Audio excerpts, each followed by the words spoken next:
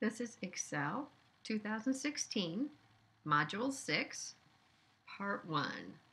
In Module 6, we are going to be working with multiple worksheets, learning how to link those together in formulas, as well as working with multiple workbooks and learning how to build formulas that access information in other workbooks, which is other files. So let's get started working with multiple worksheets. And the file that we're going to begin with has the name of Michigan. So it is our Michigan workbook. And where we need to be is on quarter 1. So you can see in quarter 1, we have several different,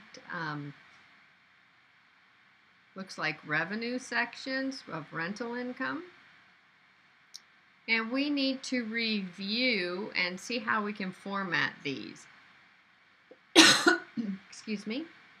You see that we have quarters 1, 2, 3, and 4.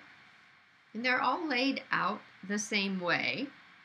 So we can use a feature called grouping to allow us to format these as one unit instead of formatting them individually. So in order to create a group of worksheets, what you're going to do is click on the first one in the group, which is quarter 1, hold the shift key down, and then click on the last one in the group, which is quarter 4. You can see when you do this, it highlights all 4 groups, or excuse me, all 4 worksheets. They all have an underline underneath them, and the word group is up here next to the file name. Anytime you see that word group, any change you are making to all of the worksheets in the group. So for example, if I discovered that the January rental income for child care centers had the wrong dollar amount in it, I would not want to type a new number in this cell, because if I did that, the number in quarter 2 in cell B6 would change to the same value I typed in. So the changes you make here have to be changes that you want to happen on every single worksheet. So let's go ahead and see what we can do. We're going to start out by clicking in B12 and add the function to AutoSum. Then I'm going to copy that formula to columns C and D.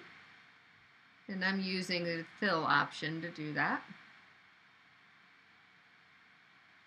In E6, I am going to put a sum function in to add the numbers in that row. And then I'm going to drag that down all the way to column 12 so that that formula is copied.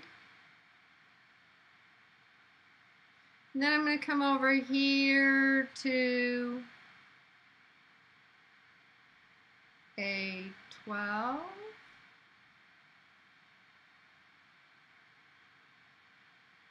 And enter totals.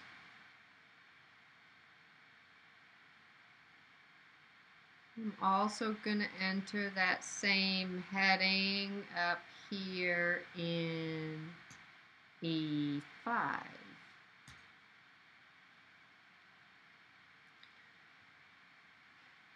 Now, if I click on the other worksheets in the group, you can see that all of the sheets have those same changes made in it.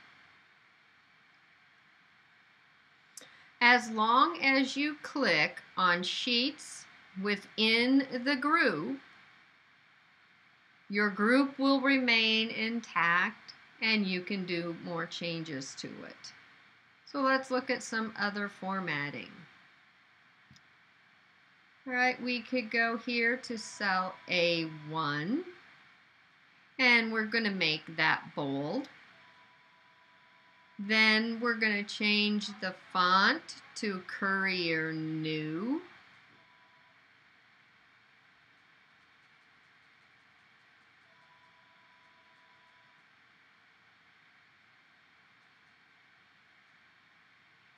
And we're going to change the color of the text to dark blue, text to lighter 40%.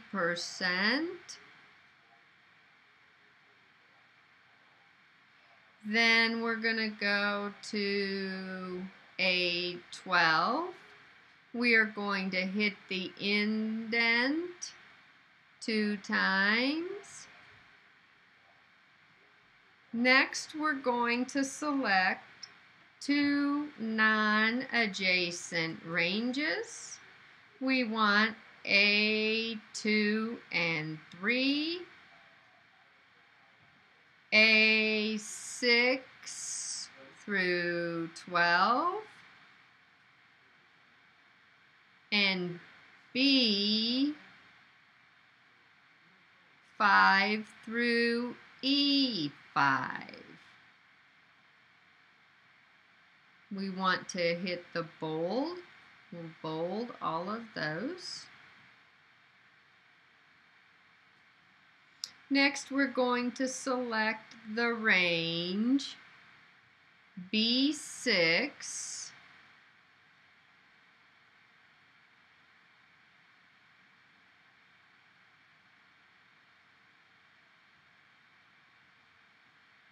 through D6 and B12 through D12. And we're going to use the accounting format.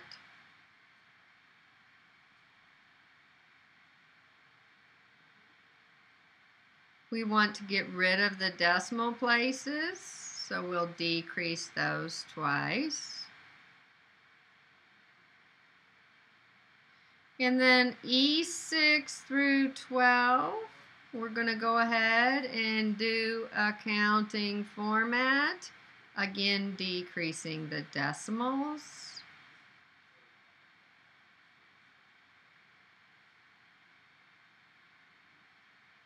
And we will then format the numbers in B7 through D11 in the comma format and decrease those decimals.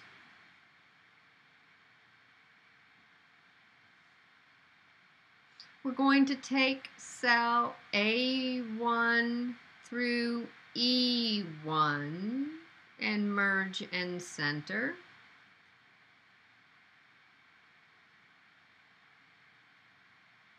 And then we're going to take A2 through E2 and merge and center.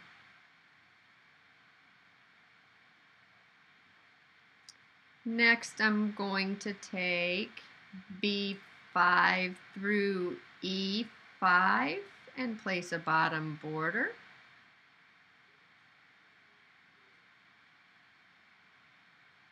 And I'm also going to take B11 through E11 and place a bottom border under there.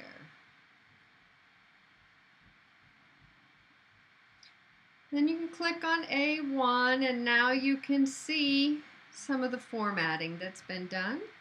If you scroll between the 4 worksheets that you've been working with, you can see that those in fact have all been updated. And again, as long as you only click on worksheets within the group, your group will remain intact. When you're done formatting and you don't want the group any longer, simply click on a worksheet that is not in the group. When you do that, the new worksheet becomes active, and you'll notice the word group is no longer there. So I clicked on our documentation worksheet because that was not part of our group. In the next video, we're going to look at creating a summary worksheet and then using that worksheet to reference cells in another worksheet within formulas.